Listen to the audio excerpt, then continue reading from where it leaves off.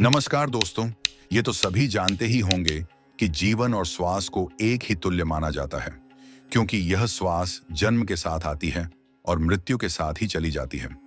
मृत्यु तो सभी को आनी है, ये एक कटु सत्य है, लेकिन आप शायद नहीं जानते, हम अपनी सांसों की मदद से मृत्यु पर भी विजय प्राप्त कर सकते हैं। अगर हम अपने सातों चक्र जागृत कर लेते हैं, तो मृत्यु पर भी विजय पाना संभव है। ये वीडियो आपके लिए बहुत ही लाभदायक होने वाली है। इस वीडियो में सांसों की पूर्ण विधि बताई गई है कि सांस कैसे लेनी और छोड़नी है, तो वीडियो को थोड़ा सा भी मिस मत करना, वरना ये विधि काम नहीं करेंगी। तो चलिए वीडियो शुरू करते हैं। दोस्तों, जब आप सांस अपने अंदर लेते हैं और जब सांस बाहर छोड़ते हैं, तो उस बीच एक छोटा सा विराम होता है, जो इस विराम में एक गहन और दिव्य स्थिति का अनुभव कराता है, जिसे रवि स्थिति कहा जाता है। और यह सांस ही हमारे जीवन में अलग अलग रूपों में आत्मा का रूप लेकर ही शरीर को ग्रहण करती है, चाहे वह पशु हो या मानव। जब सांसों में बदलाव होता है, तो उसके अनुसार ही मनुष्य का जीवन और चेतना भी बदल जाती है।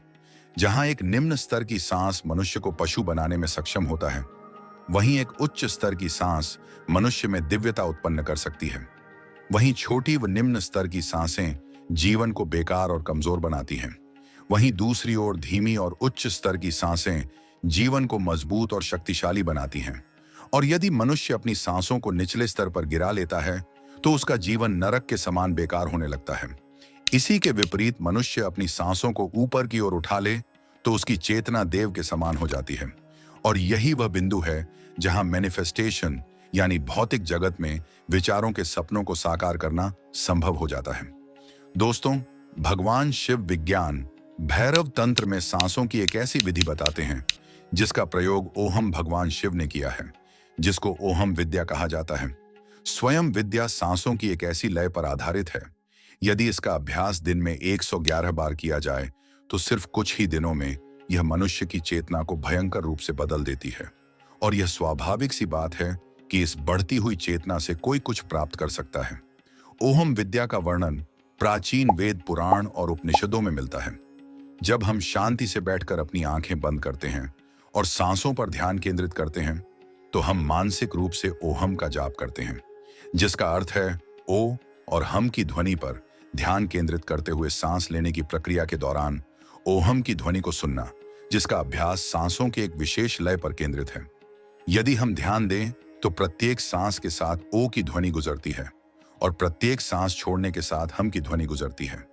यह प्राचीन महामंत्र स्वयं भगवान शिव का गुरु मंत्र था। हम अपने सपनों, अपनी इच्छाओं को पूरा करने की कोशिश में अपने सबसे शक्तिशाली उपकरण को अनदेखा कर देते हैं, जो हमारे पास है, यानी हमारी सांसें।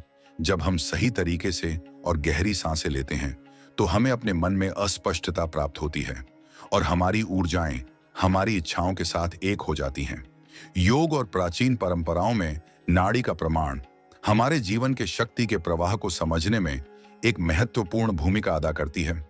इनमें से ईड़ा पिंगला और सुषुम्ना नाड़ी सबसे महत्वपूर्ण नाड़ियों के दो चरण हैं, जो हमारे शरीर में विभिन्न स्थानों पर दौड़ती रहती हैं।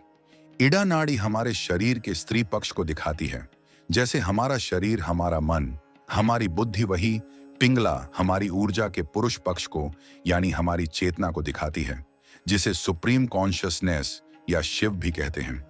और जब शिव और शक्ति एक हो जाती है, यानी इडा और पिंगला नाड़ी सुषमा नाड़ी में स्थित हो जाए, तो मैनिफेस्टेशन या मुक्ति संभव है, जिसका सीधा सा उदाहरण है बजरंग बली, जिन्होंने इडा और पिंगला को सुषमा नाड़ी में स्थित करके सभी अष्ट सिद्धियों को प्राप्त कर ली थी। हनुमान चालीसा में कहा गया है, अष्ट सिद्धि नौ निधि के दाता, अश्वर दिन जान की माता। अष्ट सिद्धि, जिसका अर्थ है अणिमा महिमा, गरिमा लघिमा प्रकाम्या, इसित्व वत्व और कामा वसाय। यह अष्ट सिद्धियां बजरंग बली के पास थीं, जिसमें अणिमा का अर्थ होता है अपने शरीर को एक अणु के समान छोटा कर लेना। महिमा का अर्थ होता है अपने शरीर को विशाल कर लेना। गरिमा भारी होने की शक्ति देता है। लघिमा हल्का होने की शक्ति प्रदान करता है। प्रकाम्या किसी भी चीज को प्राप्त करने की शक्ति देता है। इसित्व सृजन करने की शक्ति व सत्व सभी चीजों को अपने बस में करने की शक्ति, और कामावा सहायता यानी किसी इच्छा को पूरा करने की शक्ति प्रदान करता है। यदि आप इसे ध्यान से देखें, तो यह अष्ट सिद्धियां आपकी किसी भी इच्छा को पूरा करने में सक्षम है, जो ईडा और पिंगला नाड़ी को सुषमा नाड़ी में व्यवस्थित करने से प्राप्त होती है। सुषमा नाड़ी कुंडलिनी जागरण में महत्वपूर्ण भूमिका निभाती है और आपकी चेतना को ऊपर उठाती है। सुषमा नाड़ी को जागृत करने की सबसे सरल विधि है आपकी सांसों को नाभि तक पहुंचाना, और नाभि तक ली गई सांसें सभी चक्रों को सक्रिय कर देती हैं। और 111 सांसों का एक ऐसा रहस्य जो आपकी सांसों को सरलता से नाभि तक लेकर जाती है। इसके लिए हमें अपने पीठ के बल लेट जाना होता है और अपनी नाभि पर एक भारी किताब को रखना है और अपने दोनों हाथ सिर के पीछे लेकर जाना है। इसके बाद हर सांस के साथ किताब को ऊपर उठाएं, बिना शरीर को हिलाए अस्पष्ट रूप से किताब को ऊपर उठाएं और नीचे गिराएं। यह अभ्यास प्रत्येक दिन 10 मिनट जरूर करें और समय बढ़ाकर 30 मिनट तक ले जाएं। एक बार इस क्रिया में निपुणता हासिल करने के बाद दूसरे चरण को अपनाएं। इसके लिए आपको दीवार के पास खड़े हो जाना है और अपनी पीठ को दीवार से टच किए बिना, मतलब आपको दीवार से थोड़ा दूर पीठ करके खड़ा होना है। अब पहले चरण की तरह सांस ले अपने हाथों को सिर के ऊपर उठाएं जब तक कि आपका हाथ पीछे की दीवार को छू ना दे। सांस छोड़ते समय अपने हाथों को नीचे की तरफ करें। यह अभ्यास तब तक करें जब तक यह स्वाभाविक और अचेतन हो जाए। अब बढ़ते हैं। तीसरे चरण में बढ़ने से पहले सांस लेने की विधि जान लेते हैं। दोस्तों, सांस लेने की सही विधि ध्यान में बहुत महत्वपूर्ण होती है। यहाँ एक सरल और प्रभावी तरीका बताया गया है जिससे आप ध्यान के दौरान सही तरीके से सांस ले सकते हैं। एक आरामदायक जगह चुनें जहां शांति हो। रीढ़ सीधी रखें लेकिन शरीर को तनाव मुक्त रखें। मतलब आपके दिमाग में किसी भी प्रकार की टेंशन नहीं होनी चाहिए, बिल्कुल माइंड फ्री। ये आप जमीन पर बैठ सकते हैं या कुर्सी का सहारा भी ले सकते हैं। धीरे धीरे अपनी आंखें बंद करें और अपने मन को शांत करने का प्रयास करें।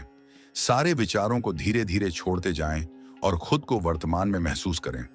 फिर धीरे धीरे नाक से लंबी और गहरी सांस लें। अपनी छाती के बजाय पेट से सांस लें, मतलब सांस अंदर लेकर नाभि पर कुछ देर होल्ड करना है, जिससे डायाफ्राम सक्रिय होता है और गहरी सांस ली जा सकती है। फिर सांस को थोड़ी देर रोकें, 3 से 4 सेकंड या जितनी देर आरामदायक हो। सांस के साथ कोई भी जबरदस्ती नहीं करनी है। यह सांस की शक्ति और ध्यान को केंद्रित करने में मदद करता है। इसके बाद सांस को मुंह या नाक से धीरे धीरे छोड़ें। ध्यान दें कि सांस छोड़ते समय आपके सभी तनाव आपके शरीर से बाहर निकल रहे हैं। अपनी पूरी एकाग्रता को सांसों पर केंद्रित करें। जैसे जैसे आप सांस लेते और छोड़ते हैं, उसी पर ध्यान दें और विचारों को आने जाने दें। इस प्रक्रिया को 10 से 15 मिनट तक करें या जितना आप सहज महसूस करें। धीरे धीरे आपकी सांस लयबद्ध और आपका ध्यान गहरा होता जाएगा। दोस्तों, जब आप ध्यान समाप्त करना चाहें तो धीरे धीरे अपनी आंखें खोलें। कुछ देर अपने आसपास का वातावरण अनुभव करें और तब उठें। तीसरे चरण की ओर इस चरण को तभी शुरू करें कि जब तक पहले और दूसरे चरण में निपुणता हासिल न हो जाए। तीसरा चरण सांस विधि का सबसे महत्वपूर्ण चरण है। इसका उद्देश्य सांसों में लयबद्ध स्थापित करना है। पहले और दूसरे चरण की तकनीक को मिलाएं और प्राकृतिक लय स्थापित करने का प्रयास करें। तो आज बस इतना ही, और आगे ऐसे ही महत्वपूर्ण जानकारियों के साथ आपसे फिर मिलेंगे। तब तक के लिए आप सभी हंसते रहिए, मुस्कुराते रहिए। धन्यवाद।